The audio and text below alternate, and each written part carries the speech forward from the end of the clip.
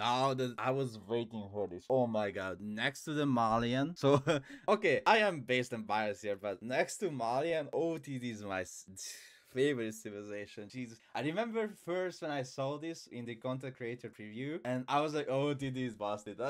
This civilization is so good. Now let's see what do we have here. So first, they have a base Ram, a base Trebuchet, a base Wolverine, a base Mangonel, and a base Pringle. But, and listen to this, their product is not based, at least S tier, easily. The reason behind that, I'm gonna put it next to it. So the reason behind that, because this one little buff, which makes the siege not base anymore, but into C tier at least. So this is like, let's think about that. This is like a base, right? So that means the unit doesn't have any uniqueness on its own, not even with upgrades, right? So there is no Springle upgrade or Trebuchet upgrade, which is unique, but their upgrade that you need to get. But when this unit is on the field and puts the buff on these units, they leave the base because they are not base unit anymore, because they receive a buff and they receive armor and they receive damage. So armor and damage at the same time, which is really good. And for this unit, it's gonna be really important as well. Now let's think. Crossbow goes to S tier with the upgrade. But listen to this. Every time when a unit receives this upgrade, goes 1 tier higher. Okay, don't forget that. So if you buff this unit, then the unit goes 1 tier higher, because that's a lot of damage, extra damage, a lot of armor. Okay, I think the Spearman and Man-at-Arm is at least B tier. They are not the best unit, with the Horseman as well. They are not the best units in the game. I don't know why did I put the villager, but at least see. So they are not like the best unit in the game, but they are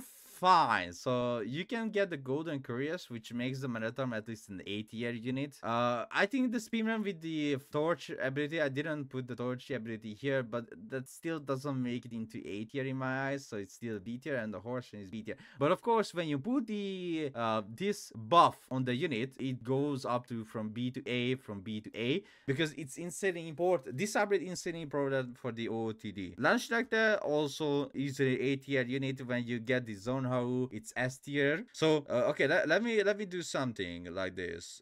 S plus easily. So sorry, S and S plus. I think that's gonna be really good here. So I'm gonna put these here, and I'm gonna put, okay, perfect. So at least they are, okay, let's say they are S tier, but when these upgrades are coming in, those units are even stronger, right? Because I don't want to put here the crossbow with the Man-at-Arm upgrade. So yeah, I can easily put these units into S tier. This unit has extra range and of course way much more damage. This unit is A tier. When you upgrade the archer, it becomes S plus tier easily, because they receive 3 extra ranged armor, which is crazy, because now you can give another +1 ranged armor. So they're gonna have 4 ranged armor without blacksmith upgrades, right? So we are not even counting the blacksmith upgrades yet. So they're gonna have 4 ranged armor as an archer. That's crazy. So the archer is at least A tier unit. It becomes S plus tier. It becomes S tier unit with the buff. It becomes S plus tier with that easily. Now OOTD hand cannoneer, I think it's one of the most. Now this is a really good question. Is it like S plus or S? Because this hand cannoneer in the next patch, it's gonna be crazy. It's gonna be, I don't know. Like, you're gonna get extra movement speed, and this is the OOTD hand cannoneer, which has 1 attack speed, right? So you can shoot and non-stop activate the attack speed for yourself. And if it's not enough, you can now buff the damage, right? So which is really good, because it's buffing the damage of the hand cannoneer. But because the silk, is it silk? No, not silk. Some hand cannoneer upgrade. I forgot the name. Why did I forget the name? But anyway, you research that upgrade in the university, and it's gonna be insanely fast, because you can activate the movement speed non-stop, and you can just kite it. You can literally become the StarCraft 2 Marine from StarCraft 2. So yeah, I think in the next patch, the OOTD hand cannon is gonna be nuts, and you can literally snipe out every siege. So I think, yes, OOTD is gonna be really nice, really fine. Their problem is still the economy, of course, but other than that, yeah, I don't know why the villager is here. They have a look. This is so disgusting. The only unit which is, okay, let's put it here, because they are villager. I mean, they are suckers. So I don't know why it's a villager. I don't even want a villager here. So oh yeah, because I wanted to make a villager TF tier list. Okay, next tier list is villager tier list. That's why the villager is accidentally here.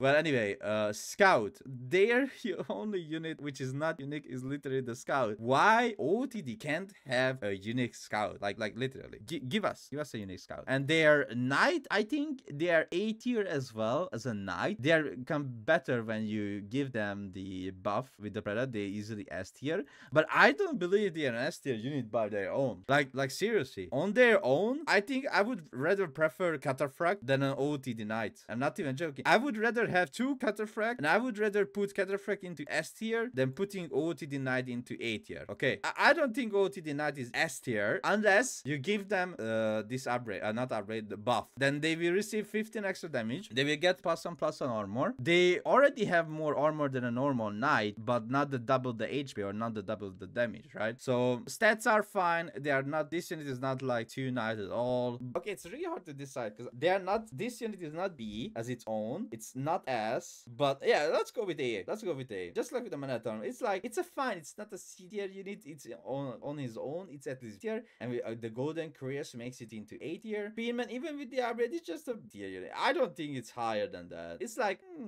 fine, but it's strong. It is strong because it's a double Spearman on the damage. On the damage side, it is a double Spearman. That's correct. So one Spearman can easily one of these Spearman can easily kill a knight, but one of these Spearman can kill 2 knights, of course. So it's not a bad Spearman. But when you buff it, this Spearman becomes A. Okay. So again, if you buff the unit of the OOTD units, they become 1 tier higher. Now I'm just gonna put them on their own, what they can do, what they are capable of, without the Predat buff. But with the Predat buff, just think about these units going 1 tier higher. Here as well, just 1 tier higher, because this unit has a really good base damage and the 50% is even making that better. So the reason here as well with the OOTD Knight, if you put the 15 extra damage, like they have like insanely high base damage, but with 50% they have even more high damage. So yeah, they are really rely on the Predat buff. So it's really good to run around the map with the OOTD Predat and keep the buff on those units, because the damage and the extra armor makes them crazy good. And I think people will suddenly very slowly realize how it's good to play OOTD Archer into Castle Age, get all the upgrades, get the Predat buff and everything, and you're gonna see like a lot of OOTD players making archers with the Predat buff. I'm pretty sure that's gonna happen with maybe Manatorm or Burger, Manatorm, Burger, Spearman, etc. So yeah, I think this is the correct tier list for OOTD for season 9, and I really want to see more OOTD being played on ranked ladder. All right, thank you so much for watching and see you next time. Woo!